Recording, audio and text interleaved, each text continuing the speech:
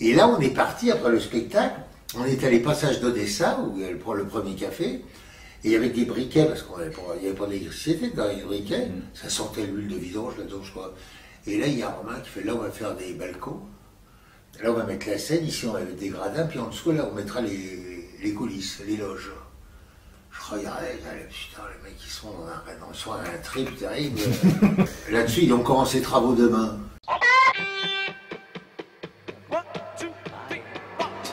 Et ça, c'est la formation de l'équipe, toi. Il y a un mec qui était en train d'essayer pendant un moment, j'étais pas là, mais ils étaient en train d'essayer de casser un mur. Il y a un gars qui passe, il dit, qu'est-ce que vous faites? Il dit, il faut casser le mur.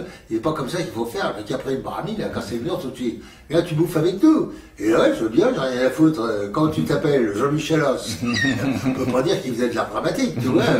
Gégé faisait partie d'un milieu tout à fait différent de nous. Au bout de 6 mois de Café de la Gare, il n'était pas...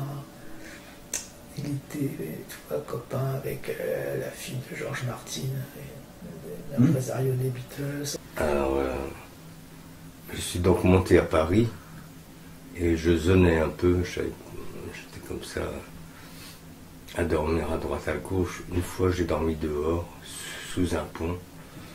Et, enfin, une fois. Et bref, et j'ai appelé Sota un jour que je connaissais. Elle m'a d'une famille d'accueil que j'ai fréquenté à 2 ans, et c'était une des enfants de cette famille d'accueil. Pas accueillie, mais accueillante. Oui.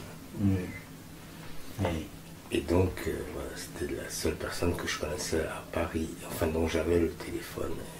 Ma grand-mère m'a dit, Gégé il va mal tourner, hein, il boit. Et il avait l'âge de Miu. Avec Miu, on était les deux plus jeunes. J'ai revu Miu il y a quelques mois, qui me disait on était les deux plus jeunes. J'ai dit, peut-être bien. Coluche et Romain avaient rencontré les sœurs Pet-Pet, c'est-à-dire les sœurs Eri, Miu et Coco, au bal du 14 juillet de la Contrescarpe. Et tu sais, avec le vieux principe, la tienne est mieux que la mienne, etc. Enfin, ah oui, d'accord. C'est Coluche qui avait récupéré Miu. Ah oui, Miu, elle s'est fait draguer par Coluche au bar qui était en face de la Contrescarpe. Pas la coupole, le bar. Bon. Alors, elle l'a dragué, il voulait que moi je drague la sœur à Miu. Oui, mais moi, la sœur à Miu, même Miu, elle me disait rien du tout. Mais alors Miu, dans une très très bonne humeur, elle s'est trouvée très très bien, longtemps avec Coluche.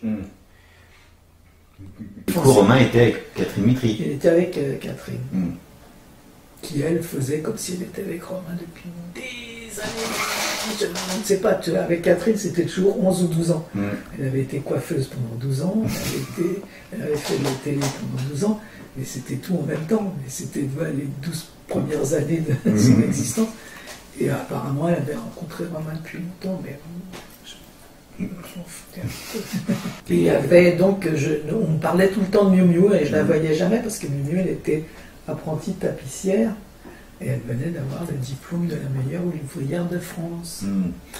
Et quand elle venait souvent au Café de la Gare, à chaque fois j'étais pas là, je me demandais qui c'est, pourquoi elle s'appelle Miu. En fait, c'est parce que Coluche avait dit, ce que t'es Miu. T'es Miu, on va t'appeler Miu. C'est pas, elle a gardé ce nom-là, tu vois, on n'avait pas d'orgueil. Et un jour, je l'ai vue comme ça, puis bon, elle est devenue copine. Heureusement, toutes les trois, il y avait Catherine, Miu et moi. Il y a une bande qui s'est faite comme ça. Je voyais les travaux se faire, je dis, qu'est-ce qu'il va jouer dans ce théâtre?